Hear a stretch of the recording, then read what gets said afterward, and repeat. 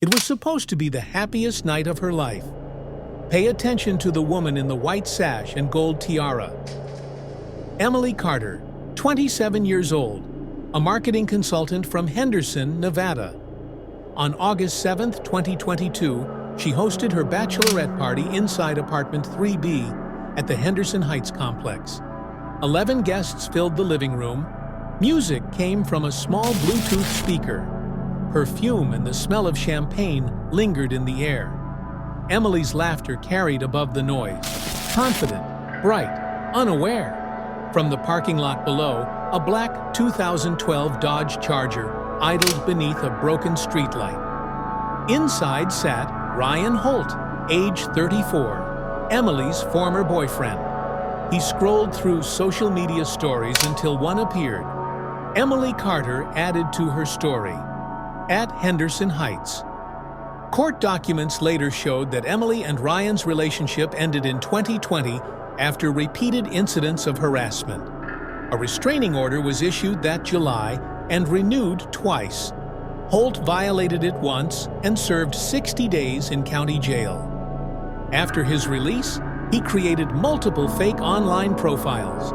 Investigators would later determine he had been monitoring Emily's activity for months. The post from that night, her friends, her engagement ring, her fiancé, triggered the next chain of events. At 10:17 p.m., someone knocked on the door of apartment 3B. When she opened the door, her smile faded. Standing there was Ryan Holt, calm and expressionless. In his right hand, partly hidden behind his leg, was a Glock 19 pistol. The building's hallway camera later showed a silent 30-second encounter. Emily tried to close the door. Holt blocked it, seized her wrist, and pulled her into the corridor. The two disappeared from view. Inside, music still played. No one noticed. 5 minutes later, bridesmaid Lauren Mason went to refill drinks. She felt a cold draft and saw the apartment door slightly ajar. "Em?" she called. No answer. Assuming Emily had stepped out, she closed the door and returned to the group. At 10:27, she checked again. The door was open wider now. Her concern spread quickly. The guests searched every room, balcony, and hallway. Nothing. On the kitchen counter lay Emily's phone, purse, and car keys, items she never left behind. At 10:49 p.m., Lauren dialed 911. The Henderson Police Department logged the call as a Priority 1 welfare check. At 11:02 p.m., officers Perez and Dalton arrived.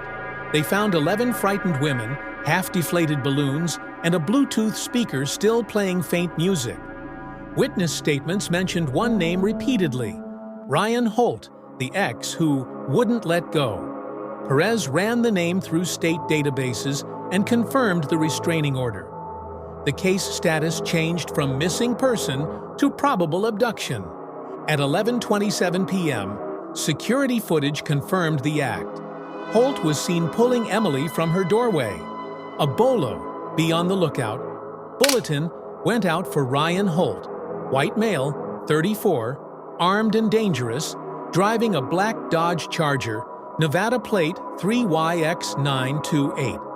Emily's fiancé, Michael Lawson, was reached at a bachelor event in Las Vegas. He arrived at 12:15 a.m., shaken and panicked. Michael confirmed the restraining order and reported that Emily had received anonymous text messages in recent weeks. "We're not done. You owe me closure." Forensic technicians seized Emily's phone. Within an hour, they traced the messages to a prepaid phone bought in Kingman, Arizona 3 weeks earlier. At 1:47 a.m., a highway license plate reader near Boulder City picked up Holt's Charger heading southeast toward Arizona. At 2:02, the Nevada Highway Patrol alerted the Arizona Department of Public Safety. The vehicle was traveling along U.S. Route 93, a corridor leading into the vast Tonto Basin region. A statewide Amber Alert was issued. Emily Carter, 27 years old, dark hair, dark eyes, 5 feet 6 inches, wearing a white tank top and light blue pajama pants with gold lettering. Detectives recovered security video from a Chevron station in Wickiup, Arizona, timestamped 11:56 p.m. The footage showed the Charger parked at Pump 5. Ryan Holt exited the driver's seat wearing a gray hoodie and jeans. A handgun was visible at his waistband. The passenger window captured Emily, sitting motionless, tiara still on, staring forward. She did not speak or move. Holt paid cash, returned to the vehicle, and drove east. It was the last confirmed sighting of Emily Carter alive for the next 5 days. By dawn on August 8th, multiple agencies joined forces. The Maricopa County Sheriff's Office, MCSO, coordinated aerial and ground searches along the route between Wickiup and the Tonto National Forest, an expanse of over 2.8 million acres. Helicopters equipped with thermal sensors scanned canyons and valleys. Deputies checked campgrounds and service roads. No sign of the vehicle. By Sunday 4:15 p.m., Henderson PD and MCSO formed a joint command post near Saguaro Lake. Lead investigator Detective Alyssa Green briefed the teams. He's on foot or camping. The Charger is our priority. Find the car. We find Emily.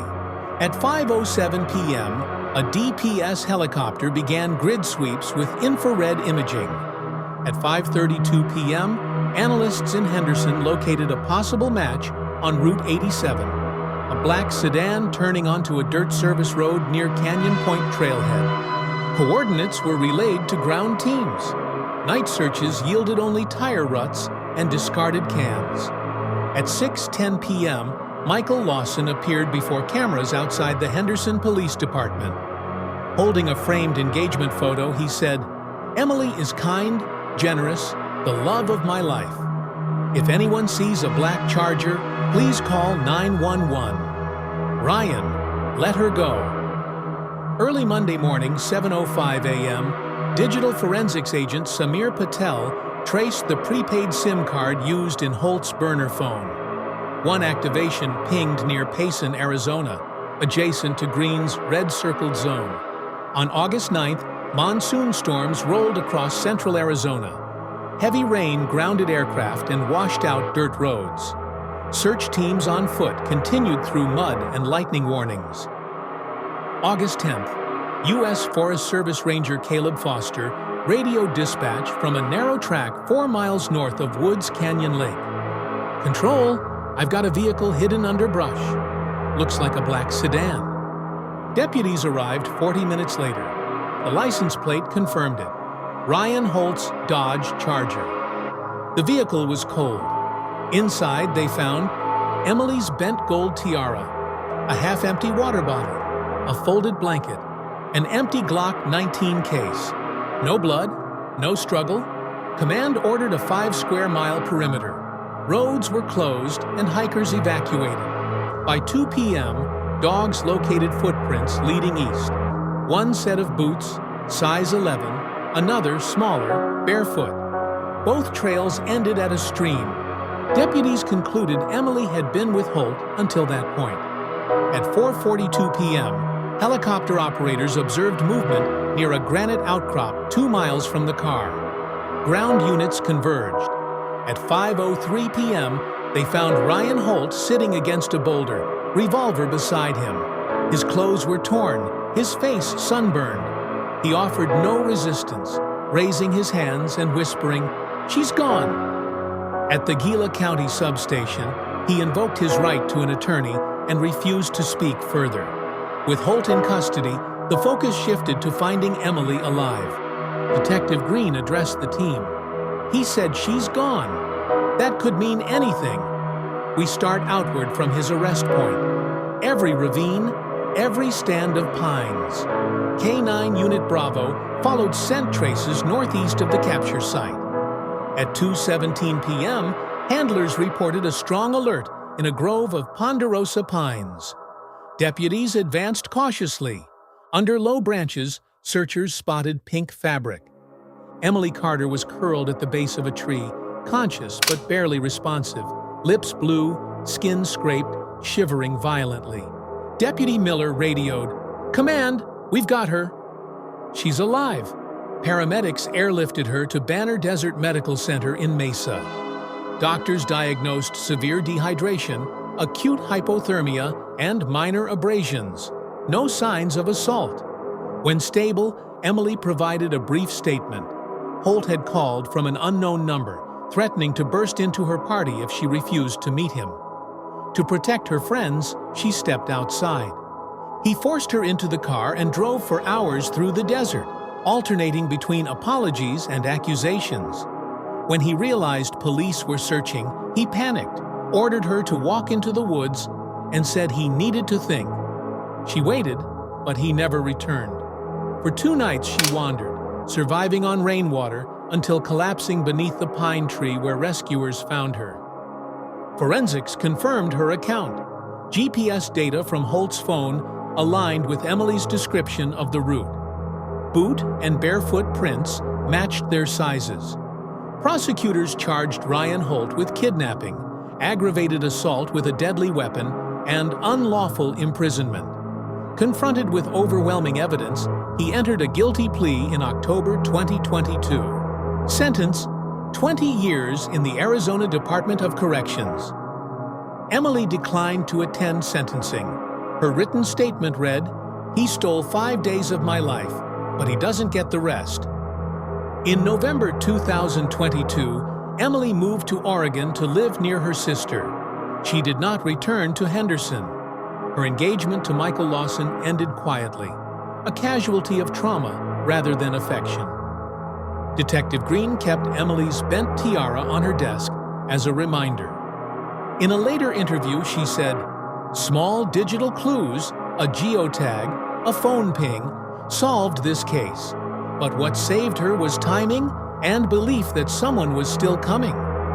The case prompted procedural changes in both Nevada and Arizona, faster cross-state data sharing for Amber Alerts, mandatory privacy briefings for domestic violence victims on digital exposure. A training manual now cites the Emily Carter case as a model for digital forensics and interagency coordination.